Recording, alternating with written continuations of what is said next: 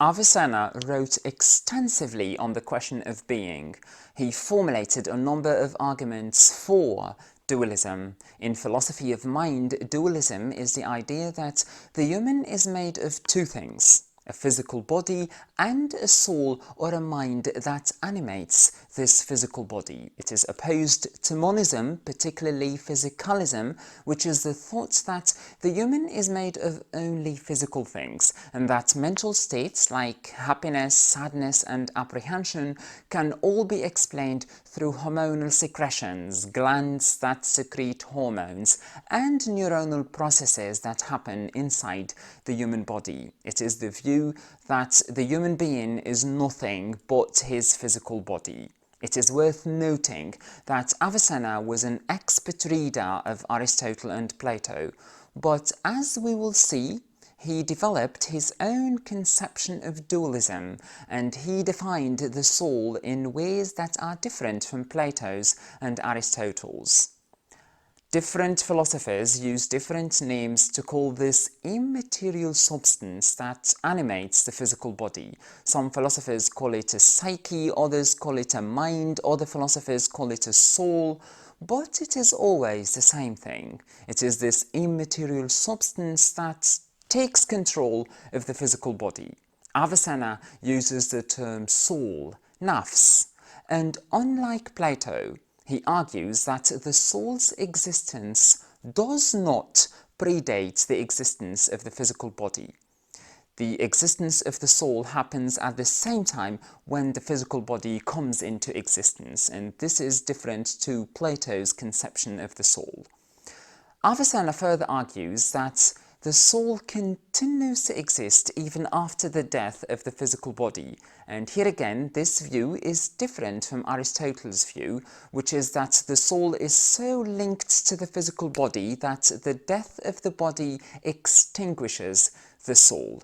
The differences between the physical body and the soul are many. The most obvious difference is that the soul is immaterial while the physical body is material. The second difference is that the physical body cannot be alive without a soul, while the soul can be alive without a physical body. When a person dies, the physical body decays like a garment. The soul, however, continues to exist. This is Avicenna's conception of the soul. Now let's go through Avicenna's arguments for the existence of a soul. The first argument is that of motion.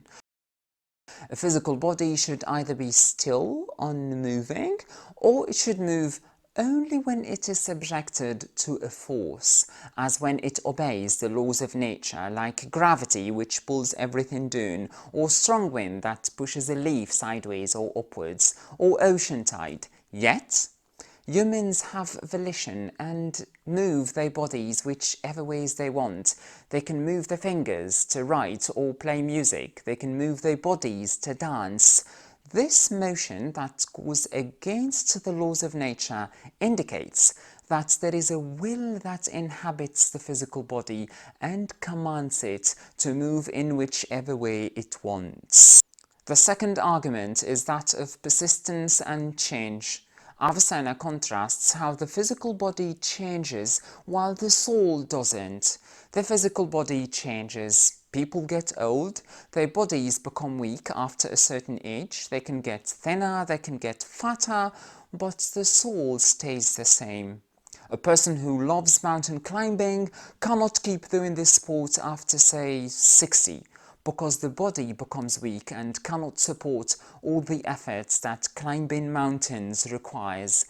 But the soul doesn't get any weaker after 60. Passion for mountain climbing doesn't wane. Another example is that when you lose weight, say 20 pounds, you don't lose with it intelligence or willpower or perseverance.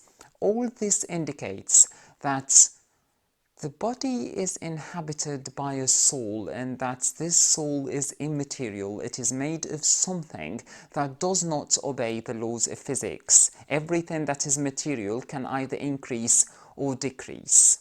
The third argument is that mental states like happiness, sadness, and euphoria emanate from the soul. The physicalist argument is that mental states are the result of hormonal secretions and neuronal processes that happen inside the body. But all dualists reject this idea. They all argue that it is the soul that commands these body parts to behave this way. They argue that if mental states were physical, they could be stimulated by surgeons, but this is impossible. You can't inject people with hormones and cause them to feel excitement, wrath, or disappointment. The fourth argument is that people experience mental states as beings. When a person is feeling sad, he says, "I am sad." He doesn't say, "A part of my brain that is responsible for sadness is feeling sad." Using "I am sad" means that the entirety of the person is feeling this way. Oppose this to feeling pain in one's leg or one's arm.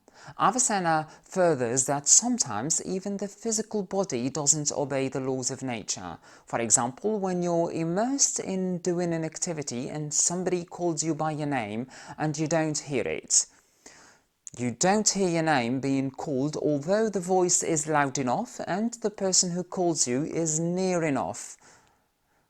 But the soul detaches itself from the body and prioritizes doing the activity you're immersed in over hearing the name. Lastly, Avicenna's most famous argument is the floating man thought experiment, and it goes like this. Imagine there was a man who was created young and who didn't have any senses. He couldn't see, he couldn't touch, he couldn't hear, he couldn't smell, he couldn't taste. He didn't have any of the five senses that people normally have.